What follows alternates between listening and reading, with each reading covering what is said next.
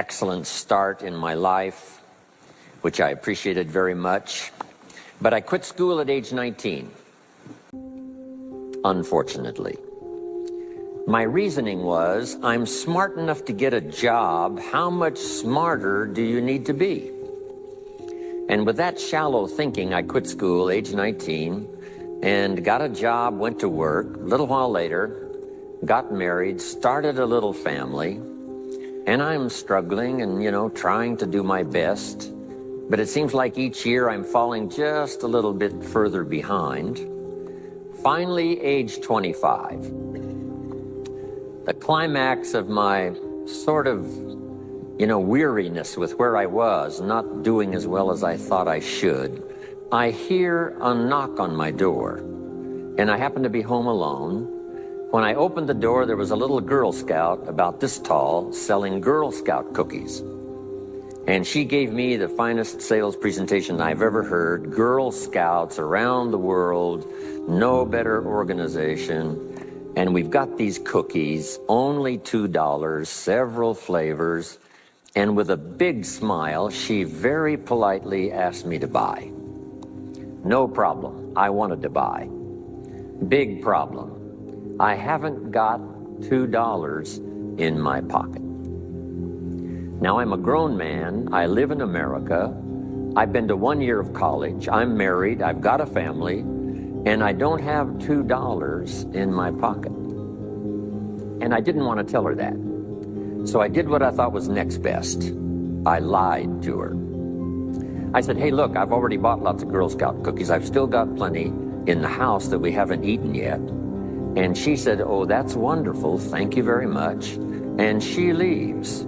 When she leaves, I say to myself, I don't want to live like this anymore. I mean, how low can you get lying to a Girl Scout? I mean, that's about as low as you can go. But I promised myself that day I was going to start my search of finding opportunity, finding somebody who could teach me and coach me on doing much better for myself and for my family and for my future. And shortly after that, I met a most extraordinary man, very wealthy, but a friend of mine said, you got to meet this man. He's rich, but he's easy to talk to. He's got a unique philosophy of business and life. And the more he told me about this man, the more I said, I've got to meet this guy. And shortly after that, I had a chance to meet him. Sure enough, when I met him, I was impressed. Obviously, he was rich, but he was friendly and easy to talk to. And I said to myself, if I could just get around someone like him, and if he would coach me, I would be willing to learn anything. I'd love to be like him. Well, my good fortune was he invited me to join his company, and over the next 5 years, my dream came true. He coached me and taught me how to turn my life from pennies to fortune. And he's not alive anymore, but I'd like to pay tribute to him one more time, Mr. Earl Schoaf, for the dramatic impact he had on my life, especially during that 5-year period. And so my whole life turned around. I made my fortune by the time I was 32, starting at age 25. And some of the ideas that I want to share with you today came from that 5-year experience. Then from there, I got into lecturing and giving seminars, and I've written a few books. And my career now spans about 41 years. But I'll never forget the impact this gentleman had on my life with a few simple concepts that totally changed my life, changed my future, and changed everything. Jim Rohn's view of the 21st century. Here's number one: unprecedented opportunity. We not only have begun a new century, century 21, it's a new millennium. A millennium is a 1,000-year period. We've had 6 so far. This is the beginning of the 7th millennium, and some scholars tell us that this could very well be an extraordinary time for the human race, this 7th millennium. And there's probably a lot of good reason that that is probably true. Unprecedented opportunity. We've now got the technology. We pick up a telephone now and talk to somebody on the other side of the world. Transportation now is so easy. I get on an airplane in Los Angeles, and 13 hours later, I'm in Tokyo. 5 meals, 3 movies, and you're there. I mean, you know, it's a simple deal. Anyway, we've got technology, we've got transportation, we've got all the rest, right? So this is going to be a time of unprecedented opportunity in every field you can imagine, every industry, every country. It's going to be the greatest period of opportunity time in the history of the human race, the 21st century, especially these opening years of the 21st century. So that's number one, unprecedented opportunity. Now here's the second note to take. Now also keen competition, because we now play the world game. And it's not just competition across the street and company to company and, you know, division to division and, you know, company to company. Now it's worldwide competition. A job now becomes available. Does it go to someone in Minnesota or someone in India? Worldwide competition. So now you've got to be ready to cash in on the opportunity, but you've also got to be ready for the competition. So I've got some interesting ideas on how to be prepared for both opportunity and competition in these opening years of the 21st century. Here's some of my best advice. Number one, you've got to have more than one skill. It's okay to have one skill, but I'm telling you, if you want economic safety for the future, especially this century, my personal opinion, you need more than one skill. We've seen people, right, the last 15, 20 years that only had one skill, worked for this company for a long time, the division the guy worked for got chopped, eliminated, now he loses his job. Now he tells us he's in economic distress. Why would that be? Simple answer, he only had one skill. So for economic safety for the future, my personal advice, you gotta have more than one skill. In fact, it led me to my first fortune, and that was learning more than one skill. I started learning these extra skills in Idaho, where I grew up. I knew how to milk cows, but it didn't pay very well. Then someone gave me this incredible advice. If you want to lay the foundation for a future fortune, you've got to learn more than one skill. And I started that process age 25. Here's the first one, and I started part-time, a little sales job that I got. A product that I believed in, learned how to present it well enough for somebody to say yes, gave excellent service so that that would lead to multiple sales, and this little extra part-time job in sales absolutely started multiplying my income. From milking cows, now I've got this ability now to start getting customers, keep them serviced, and make some money in this extra skill. So now I've got 2 skills, milking cows and finding customers. Here's the next skill I learned, just to give you a quick list. Next was finding good people. If you've got a little enterprise going and you need some people, you have to just go look for them. And when I learned this skill, finding good people for my little enterprise, I couldn't believe how it drastically changed my income. My income now starts to multiply, not just increase. So now I've got what? 3 skills: milking cows, getting customers, finding good people. I'm on my way. Here's the next one that paid me big money, in case you're interested, and that's organizing. Organizing simply means getting people to work together. Big challenge, but if you learn this skill, getting people to work together, they pay extraordinary money. Here's the next one that really increased my income substantially, and that's promotion and recognition. Rewarding people for small steps of progress. I mastered this one. And here's the philosophy behind it. Be so busy giving other people recognition, you really don't need it for yourself. I mastered this. Guess what it pays? Big money. Let me just give you one more, and it's in 3 parts, and that's communication. Learning to affect other people with your language. Of all the things not to be lazy about, it's language, because words can work miracles. And communication I found in 3 parts. Here's number 1, training, showing somebody how the job works, showing somebody how the business works. We call that training. I got good at that, paid big money. Here was the next one, teaching. Teaching people how life works, teaching people how to set goals, teaching how to become a leader, manager, entrepreneur, stepping up to the higher opportunity and better challenge. This one paid me extraordinary money. But this one paid the best, learning to inspire. Helping people to see themselves better than they are. So I've got how many skills, right? A big long list.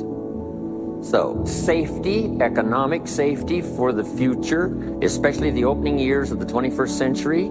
Learn more than one skill. Here's number 2. It would be good to learn more than one language. Some of my business colleagues who speak 3 or 4 languages earn $3-4 million a year. One of my friends, Leon Weisbein from Russia, I remember when he was making $3 million a year, he spoke 3 languages. Here's what he said, I think I'll learn another language, make another $1 million. Those extra languages are so valuable. When I travel the world, I got to find somebody that knows more than one language or I'm in deep trouble.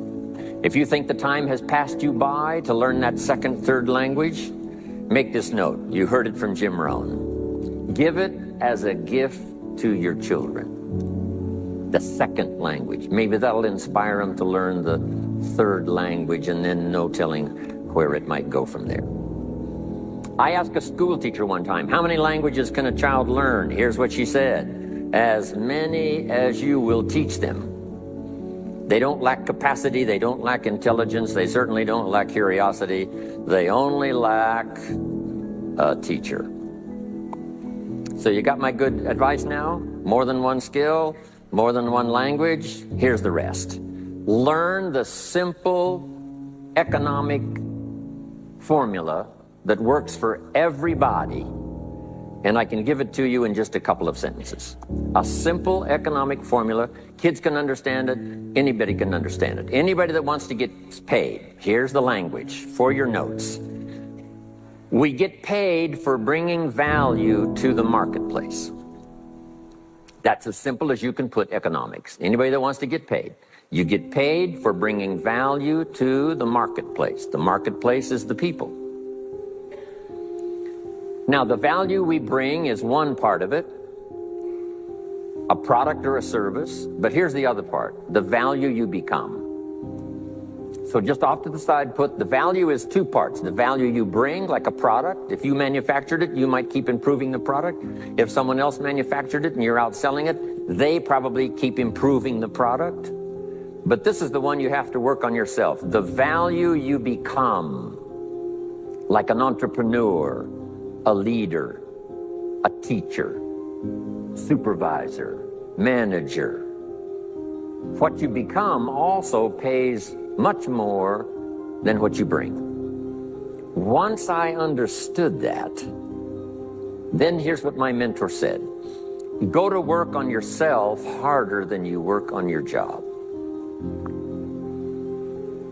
If you work hard on your job, you can make a living.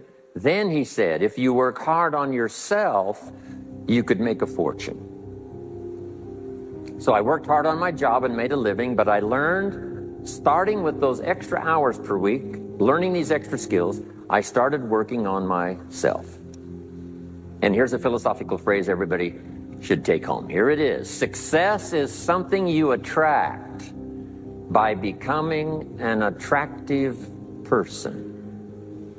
Success is not something you pursue. It's what you attract by becoming attractive. By becoming attractive to the marketplace. What would do that? Multiple skills, multiple languages, and then some of the things I'm going to talk about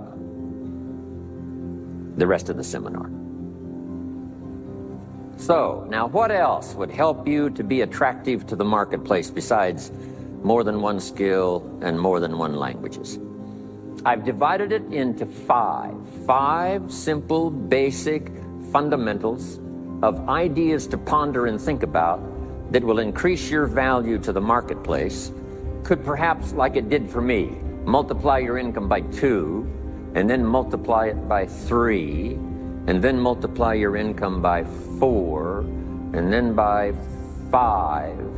And once you get there, it's not that difficult to multiply it by 10, because all you have to do is make sure you become more valuable and more valuable and more valuable. You don't have to work on the economy, because here's the first note. Each person's income is determined primarily by their philosophy, not by the economy. Once I understood that, then I said, well, I don't have to go to work on the economy. And the answer was no. You only have to go to work on yourself to make yourself more valuable. So now here's 5 things I want to share with you. And the first one is your personal philosophy.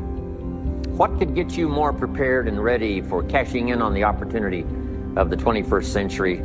And here's the first one, personal philosophy. Your personal philosophy is like a guidance system that helps you make decisions what to do, what not to do. From the information you get and what you learn and what you know, we decide. Maybe your philosophy would have been 5 years ago never to attend seminars like this. You just didn't go. Now 5 years later, here you are. Something happened along the way to change your mindset, saying, hey, for the money and the time, if I just get one good idea and walk away, it certainly is worth the money and the time. So now that little amendment in your philosophy, you now say, I'm going to regularly go, because it doesn't take but a few ideas to make a great difference in your income, personal life, social life, and all the rest. So now you know that's valuable. A change of mind, a change of idea. So that's what personal philosophy is all about. The more we learn, the more we know, the better we're able to make better decisions about 2 major things. Your philosophical guidance system does 2 things. For your notes, number 1, helps you to see the dangers on one side so you can avoid those. But here's what else your guidance system does. Personal philosophy helps you to see the opportunities on the other side so that you can expand those, maximize those. And here's what that's called. The game of life is to minimize the dangers and maximize the opportunities. And the more we know and the more we learn, the more experience we gather in sessions like this, from the sermon on Sunday morning to the books we read and all the rest, helps us to keep continually adjusting our philosophical guidance system so that we minimize more dangers, maximize more opportunities. That's really the game of life. I couldn't put it much more simply. So number 1, we're affected by what we know. Now, how do we know more things and learn more things that'll help us readjust our thinking so we can avoid the dangers, maximize the opportunities? Here's number 1, learn from personal experience. One way to learn to do something right is what? First do it wrong, right? Mess up, and then you say, wow, that was costly. I'm never going to do that again. So one way to learn to do it right, first do it wrong. Sometimes a negative experience turns out finally to be positive. They say if you survive your first heart attack, you may now live to be a very old person. Why is that? Well, that first heart attack, if you survived it, is called a wake-up call. And maybe the doctor said, one more of these and you're history. And you said, wow. And you make it for the health food store. And you start reading every book you can find on good nutrition, how to avoid another one of these heart attacks, and you start jogging and start walking and doing all of the stuff, and this total change of lifestyle could now save your life and cause you to live to be a very old person. Here's what my mentor said, that's some of the best advice I ever got. He said, Mr. Rohn, if you will change, everything will change for you. If you'll start making personal changes, your income will change, your health will change, your future will change, everything will change, if you're willing to start making the changes. So sometimes a negative experience now causes us to really make a sudden shift in our philosophical guidance system that says, hey, I'm never going to let this happen to me again. Fantastic. Now here's the next way to learn, and that is to learn from other people's experiences, whether they are negative or positive. It's too bad failures don't give seminars like this. Wouldn't that be good information? Now, we don't want to pay them, so they don't lecture, but their information would be valuable. If you know a guy that's messed up his life for 40 years, you have to say, John, would you spend a day with me? And I will bring my notebook and take good notes. A good-looking guy like you, beautiful family, every reason to do well, threw it all away. Teach me how for the last 40 years you messed it all up. And he tells you, and you take good notes. Learning from the negative side of someone's experience. If somebody tells me these eggs are rotten, I'm not going to make an omelet and try it, right? I'm just going to take their advice and their know-how. So, learn number one from your own experiences, learn number two from other people's experiences. And my mentor taught me to always keep a journal. Here's what he said, don't trust your memory. If you want to live a dynamic life, multiplying your income, multiplying your future, be a good student. If a good idea comes your way, write it down, then ponder it, then perhaps go do it. Okay. Now, your philosophy comes from what you learn, comes from what you know, comes from other people's experiences. 3 ways now to learn from other people. Here's number one, learn from what you see. One of the great watchwords of these early years of the 21st century, pay attention. If you just watch, you can pick up clues. Success leaves clues. And if you'll be a better observer of the winners and the losers, those that are doing well and those that are falling behind, and just take mental notes and good notes and say, I'm going to adjust what I'm doing based on what I see. Here's number two. We learn so much from other people based on what we hear. Here's good advice on that. Be a selective listener. Listen to voices of value that have experience, ideas, reputation, something valuable to share. Now here's number three. Read all the books. Now there's millions of books, so you can't read all the books. But make this note. Read all the books you need to read to make you as wealthy as you want to be, as healthy as you want to be, as prosperous, as productive, as unique a human being as you want to be. Read all of those books. Don't leave those books go unread. My mentor got me started on my library when I was 25. I got one of the best. If you saw my library, you would be impressed. I haven't read everything in it, but I feel smarter just walking in it, right? My library. I was smart enough to buy it all. Now I got to be smart enough to read it all. Now jot this down. When you do read, you have to sort through what you read and decide which is valuable to try. That's part of the process of learning. Gathering information and sorting through it. One, the information that would apply to you, and what you think would be valuable based on your current philosophical opinion. So read all the books. Our lives are greatly affected by what we learn and what we know. Now here's number two of these very basic 5 things I want to share with you. First, your personal philosophy. Here's number two, your attitude. First, we're affected by what we know. When I talk to the kids in high school classes, college classes, that's the first thing I tell them. Get the information while you're here. Right? Nothing worse than being stupid when you get out of school. So get the information. Being broke is bad, but being stupid is what's really bad. And what's really, really bad is being broke and stupid. Nothing much worse than that, unless you're sick. Right? Sick, broke, and stupid. That's about as far as you can fall unless you're ugly, right? But surely that would be the ultimate, right? The ultimate negative life. Ugly, sick, broke, and stupid. So learn all you can. We're affected by what we know, so get the information. Don't be lazy in learning. Don't be lazy in going through the books, building your library, coming to classes like this consistently. Some of them will be so dramatic, your life will never be the same.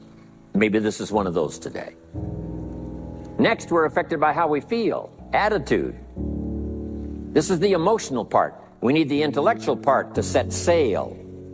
So as the winds blow, we can still get where we want to go. Redefine, keep strengthening our psychological and philosophical guidance system. But now we're also affected by the emotions. That's the power. And jot these notes down as I hurry along now. 4 things to consider on attitude and how you feel. Here's number 1. It's how you feel about the past. It's important to make the past useful. Past experience, even past losses, past failures, as well as successes. To review it and go back over it, see where you went wrong, correct that, invest that now in the future. Don't live in the past, and don't carry the past around like a burden, but simply use your past as one of your mentors to help refine mistakes, make some changes that you can invest now in the future. Here's the second attitude. It's how you feel about the future. We look back for experience. But number 2, we look forward for inspiration. Now, where does the inspiration come from? Looking forward. Here it is, learning to set goals. Number 1, decide what you want. Takes more than 5 minutes. Take some time and decide what you want. Where do you want to go? What do you want to do the next 10 years, 20 years? What would you like to become? How many skills would you like to learn? What are the books you want to read? How about the people you want to meet? The cities you want to visit? Experiences you'd like to have over this next period of time? Start thinking about all of that. Here's the next key. Write it all down. Building a life is like building a house. You wouldn't start building the house until you had it finished. Wouldn't you look foolish starting to build the house if it wasn't finished first? What if you were laying bricks and somebody came by and said, "What are you building here?" And you said, "I have no idea." See, they would take you away to a safe place. So building a life is a lot more important than building a house. And yet people treat it so carelessly and so casually about planning and making plans for what they want their life to work out to be. So I'm asking you not to be casual anymore. Start designing the future for yourself, for your family, for your business, for your future. Okay, decide what you want. Okay, so from the past we get experience, from the future we get excitement, inspiration by setting goals. Now here's the next advice. Put everything on your list of goals. Little things, insignificant to someone else but important to you. A goal list is important. You don't have to publish it in the local newspaper. My Japanese friend, Toro Ikeda, San Jose, California, put on his first list, a Caucasian gardener. I said, go Toro. Back then everybody had a Japanese gardener. He said, no, I'm Japanese. I want a Caucasian gardener. I like that. So set goals. Set the goals that'll turn you on, goals that'll get you excited. Put everything on your list. Now, here's the next attitude. It's very important how you feel about everybody. If you want to be a leader extraordinaire, here's what you learn. Each of us need all of us. One person doesn't make an economy. One person doesn't make a symphony orchestra. It takes all of us for each of us to be successful. Each of us need all of us, and all of us need each of us. Each gift is important as we bring it to the table, as we bring it to the country, as we bring it to the community. Learn to appreciate that. Each of us need all of us. Now here's the last one on attitude. It's how you feel about yourself. Nothing more powerful than self-confidence to start multiplying your income by 2, by 3, by 5, by 10. And where does that come from? Make the note. It comes from self-esteem. Doing the things you know you should do, and at the end of the day, your self-esteem is soaring and high. You've met the people you said you'd meet. You made the calls you said you would make. You did the things that you required of yourself to do. And at the end of the day, you feel great about yourself. That is one of the greatest motivating factors for the future, self-esteem, feeling good about yourself. Now let me give you the miracle piece of this formula. If you're ready, say, I'm ready. Here it is. Number 3 is activity. We're affected by what we do. Now we've gotten to the formula of how to turn ideas into reality, how to turn imagination into substance. It's called number 3, activity. So add these notes to it now. Activity is the work. Activity is the labor. You might add labor pains. I'm short on personal experience here, but the mothers in the room would tell us we know what that's all about, labor pains. Why would an upcoming potential mother be willing to put herself through maybe a rather painful experience? She said, that's an easy answer, and it's for your notes. It produces new life. Why wouldn't she put herself to the labor? Now comes the miracle of new life. And whether it's new career life or new business life or new friendship life or new married life or new life of any kind, it has to come from the work. It comes from the labor. In fact, labor was so important. Here was the original formula for labor.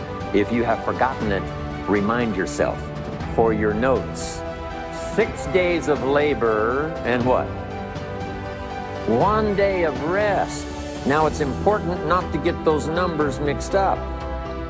Why is that? Here's why. Why not 5-2? I don't know, maybe 5 and 2 would be okay. If God would have thought of 5 and 2, he might have made it 5 and 2. But you can't think of everything when you're putting one of these together. But maybe one of the reasons for 6-1, jot this down now. If you rest too long, the weeds take the garden. Not to think so is naive. As soon as you've planted, the busy bugs and the noxious weeds are out to take it. So you can't linger too long in the rest mode. You've got to go back to work. 6 days of work, then rest and spirituality and friendship and change of pace.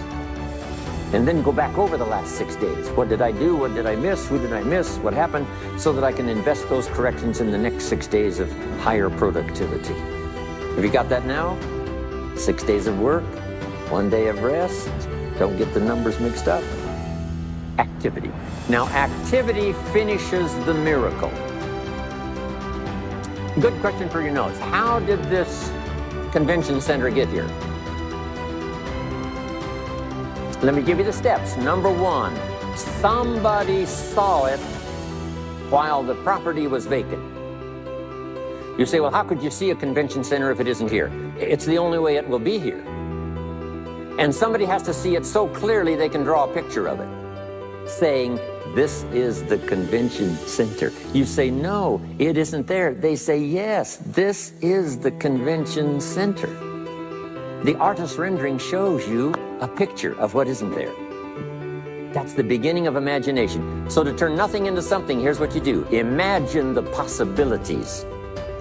That's why we recommend testimonials for someone to say, hey, I started with pennies and I made a fortune. And when they finish, sometimes they say something like this, if I can do it, what?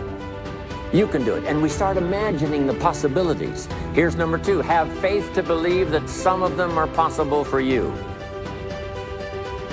And both imagination and faith are powerful forces, but we still don't have a hotel. We still don't have a house.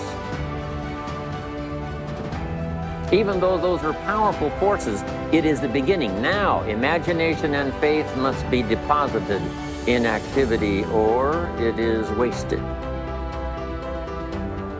But the finishing touch of the miracle process is now, go to work. Go to work and build a better career. Go to work and build good health. You can't have good health without the work. When did we start hearing that phrase? No pain, what? No gain. You've got to do the work. You can read all the books until you're wise. You can have faith and believe until it is extraordinary. But now you must go to work. And if you'll learn to appreciate the work that produces the miracle of good health, the miracle of a career, the miracle of a relationship, the miracle of a fortune. Only humans now can do this.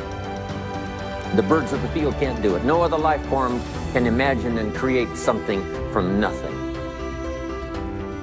Have faith and then build it and make it real. Only humans. an extraordinary gift. Depends on how often you use it. So number one, the ideas I wanted to share with you to make this an extraordinary opening year century for you is philosophy. We're affected by what we know. Second is attitude. We're affected by how we feel. Third is activity. We're affected by what we do. Now here's the final two pieces. Number four, learn to measure progress. Once you've set up a project now, you want to turn nothing into something. Now you must measure your progress. How are you doing? Here's how we teach it to our children. Life expects us to make measurable progress in reasonable time. Measurable progress in reasonable time. That is the game of life. So part of it is not just to set up the proposed project, but as we start working on it, we start measuring how we're doing. Now first, what is reasonable time? You can't ask someone every 5 minutes, how are you doing now? See, that's too soon. Guy says, I haven't left the building yet, give me a break. Now we can't wait 5 years, that's too long. So there's reasonable time. So make this note now, what is reasonable time? One, at the end of the day. A conversation a father should have with his daughter today, because the magic is there. If he waits till tomorrow, the magic may be gone. Today. Next is a week. Make that note. Usually, we get paid by the week. Somebody adds up our value to the marketplace, out comes the check. The next week, somebody adds up our value to the marketplace, out comes the check. What I learned to do is to change my value to the marketplace so the check kept getting bigger and bigger and bigger. I didn't have to change the economy, I only had to change my stuff. Measure your own progress. Success is a numbers game. We demand it of our children. How many years do you want your child to spend in 4th grade? Approximately. About 1 year, right? You say, well, if they're nice kids, would you give them 3 or 4 years? You say, no. This is not a nice game. This is getting ready for the future. This is getting ready for the challenges and the opportunities. You can't linger in 1 grade more than 1 year. Now make this note. The same should go for us as adults. Don't linger more than 1 year in 1 grade of learning. Adult, management, entrepreneurship, leaderships of all kinds. Keep up the pace of learning. The numbers. Measure. Count. Now here's the key. Face the truth. If you're only making this much progress, there's no use trying to kid the world, no use trying to kid anybody else, and especially don't kid yourself. If in a period of time you've only made so much progress, you just got to swallow hard and say, this is the truth. I've got to face it. Now, what could I do to start increasing my progress and make my health better, make my income better, make my investments better, make my value to the marketplace much better, get busy learning the second skill and the third skill and the next language and the next language to increase my value? I got to get busy and do that. See, if you will do that, I promise you, one of the greatest motivating factors in the world is progress. And if you'll measure it, you'll get excited. Now here's number 5 of the 5 major things I wanted to share with you to make these opening years of the 21st century really pay off for you. Lifestyle. Learning to live well, because the ultimate essence of life is not a Ferrari. The ultimate essence is not a home. The ultimate essence is not a bank account. It's not $1 million. It's not a fortune. Here it is. The ultimate essence of life is learning to live a good life. That's the key. Whether you have modest resources or whether you have mega millions, either way, the real key is learning to live a good life. And so in my closing 5 minutes, let me give you what I think is a good list. Now, this is the short list. In other presentations, I cover a longer list, but this is called Jim Rohn's short list for living the good life. Here it is. Number 1, productivity. You really won't be that happy if you don't produce. And here's the next bit of advice on that. Produce to the max if you possibly can. To produce a little is okay. To produce enough is okay. To produce some to get by is all right. But why not try productivity to the max? Andrew Carnegie, who built the steel industry back in the 30s, here's what Andrew said. I'm going to spend the first half of my life accumulating money. I'm going to spend the last half of my life giving it all away. He got so inspired by that goal that the first half of his life he accumulated $400 million, which back in the 30s was a lot of money. A mega fortune. Guess what he did the last half of his life? He gave it all away. I got a good question for you as we close. Here's the question. What's got you turned on? What's got you up early? What's got you eager to face the day? What's got you inspired? To learn the extra skill, put in the extra time, go the extra mile, learn how to work with people, guarantee your future. Good question. Here's number 2, good friends. You got to have good friends. The best support system in the world is good friends. Collect and nourish those as priceless. Good friends are those wonderful people who know all about you and still like you. Those are good friends. Here's number 3, your heritage. What's made America so unique among all the nations of the world and the greatest experiment in the history of the world? And that is the depository of gifts that have come to America over the last 300 or 400 years. The heritage from all walks of life, all over the world. Now the key to keeping America vital and powerful and unique for generations to come is to keep alive these heritages. The music, the dance, the costume, the customs, the literature, the poetry, and all the rest combined together, making us an extraordinary, unusual nation among nations. Keep your heritage alive. Here's number 4, your spirituality. Whatever you believe in terms of spirituality, that's important. And I've got 3 words for you to consider. Here they are. Study, practice, and teach. Whatever you believe in terms of spirituality, study, practice, and teach. Don't leave your spirituality unstudied, don't leave it unpracticed, and don't leave it untaught. It's one of the major components of a good life. And now to close, for your notes. Take special care of the inner circle. Family, close friends. Nourish them, they will nourish you. Inspire them, they will inspire you. And take care of the details, the little things that makes it special for family and friends.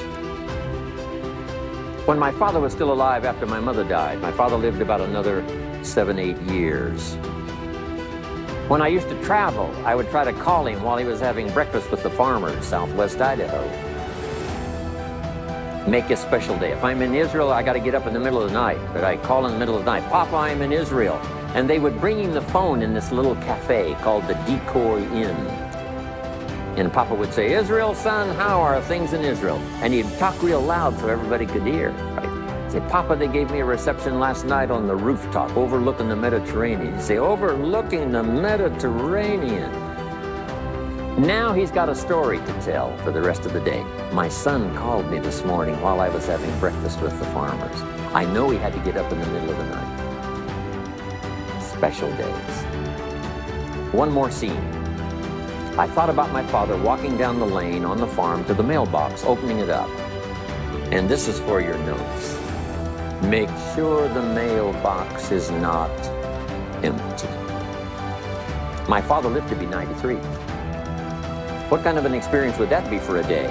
Age 93, open the mailbox and it's empty. Even if it's just a postcard, make sure the mailbox is not empty. The details, the inner circle. And now here's the last. Maybe, just maybe, some of the things I've shared with you have been seeds that have fallen on your consciousness at the right time. And then if it turns into something valuable for you in the future, that will be well worth my coming, being away from my grandchildren and my children for a little while, to come and deposit the best of my experience with all of you today. Thank you very much. God bless.